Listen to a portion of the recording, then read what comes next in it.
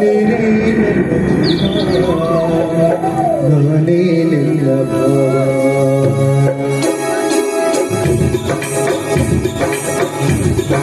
ಹೃದಯ ಮೆಟ್ಟಿದಾಗ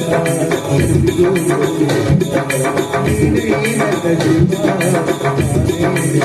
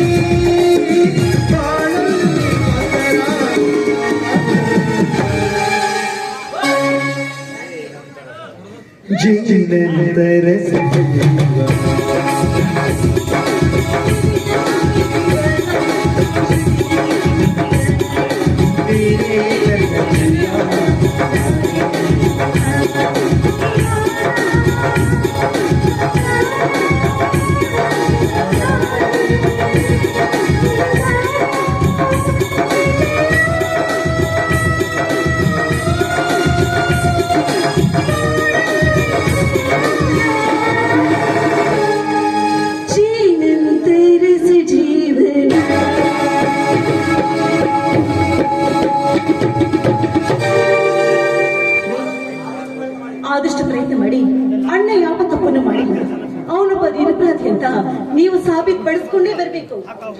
ಆಗ್ಲಿ ಶ್ವೇತಾ, ಇಲ್ಲೇ ಸಮಯ ಬಹಳವಾಯ್ತು, ಟೈಮ್ ಆದ್ರೆ ಬೆಂಗಳೂರು ಟ್ರೈನ್ ಸಿಗೋದಿಲ್ಲ. ಸ್ವಾಮಿ, ಆದ್ರೂ ಕೂಡ ನೀವಿಲ್ಲದಾಗ ನಿಮ್ಮ ಮಗ ಜಗದೀಶ ತುಂಬಾನೇ ಹಠ ಮಾಡ್ತಾನೆ.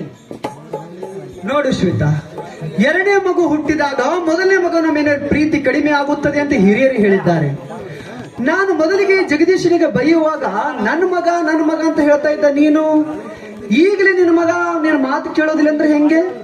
ಅದು ಹಾಗಲ್ಲ ರೀ, ಯಾಕೋ ಇದು ಮನೆಯಲ್ಲಿ ಸುರೇಂದ್ರಣ್ಣ ಹಾಗೂ ತ್ರಿವೇಣಿ ಅಕ್ಕಳ ನಡವಳಿಕೆ ನನಗೆ ಯಾಕೋ ಸರಿ ಅಂತ ಅನ್ನಿಸ್ತಾನೆ. ಶ್ವೇತಾ, ತಾವು ಸರಿಯಾಗಿದ್ದರೆ ಸೂಳಿಗೆರೆಯಲ್ಲಿ ಮನೆ ಕಟ್ಟು ಅಂತ ಹೇಳಿದ್ದಾರೆ ಹಿರಿಯರು. ಅವ್ರು ಏನಾದ್ರೂ ಮಾಡಿಕೊಳ್ಳಲಿ, ನಿನ್ನ ತೆಕ್ಕೆ ನಿನ್ನ ಪಾಡಿಗೆ ನೀನು ಇದ್ದು ಬಿಡು, ಅಷ್ಟೇ ಸಾಕು. ನಾನಂತ್ರ ನಿಮ್ಮ ಸರಿ. ಜಗದೀಶ ಸ್ಕೂಲಿನಿಂದ ಬರೋ ಹೊತ್ತಾಯ್ತು, ನಾನು ಆದಷ್ಟು ಬೇಗ ದೇವಸ್ಥಾನಕ್ಕೆ ಹೋಗಿ ಬಂದ್ಬಿಡ್ತೀನಿ. ಮನೆಯಲ್ಲಿ ಇನ್ನು ಅಡಿಗೆ ಕೂಡ ಮಾಡ್ಬೇಕು. ಓಹೋ, ಮಾತಿನಲ್ಲಿ ಮರ್ತೆ ಬಿಟ್ಟಿದ್ದೆ. ಟೈಮ್ ಆಯ್ತು ಶ್ವೇತಾ, ನಾನು ಬರ್ತೀನಿ. ಬಾಯ್ ಬಾಯ್.